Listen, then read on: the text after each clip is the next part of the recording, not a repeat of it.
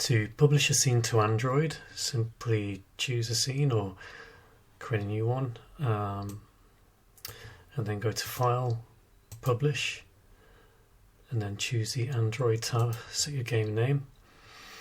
For Android, you'll need to set the application ID, so your domain name and the name of your app, and then the app name. This is the name you see on the Android desktop when you install your game. So we'll choose Android, generate,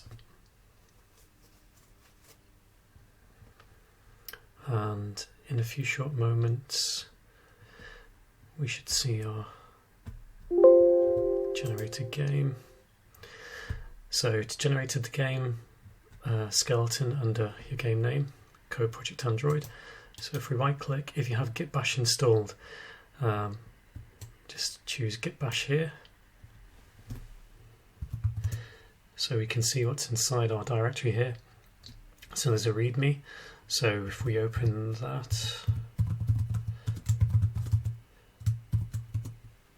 and this tells you the prerequisites, so Android SDK, Android NDK, how to build it, how to sign it, and we'll do that now.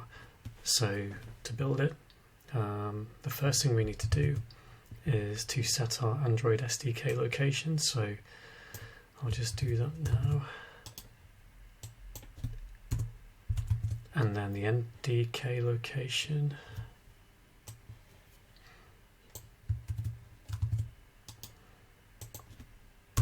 And then we can go ahead and build it. So even though we're on Windows, if you run the Linux build shell script, it will build the app, and that's basically it.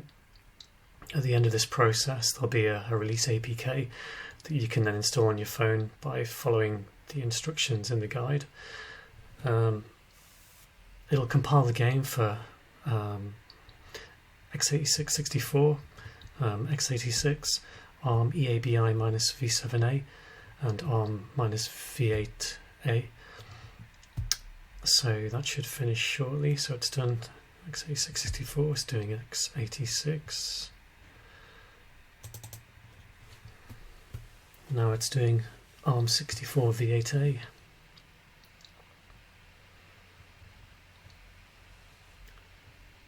And now ARM EABI-V7A, last one.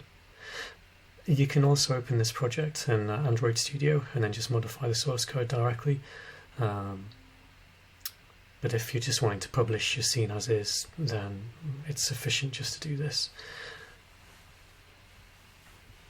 Okay, so it's just signing it with a local code signing key, and it's generated along with the game.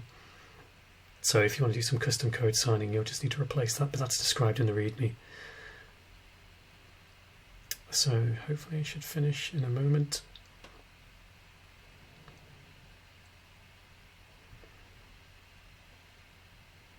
There we go. So if we find .-name star.apk, and there we go, there's our release APK.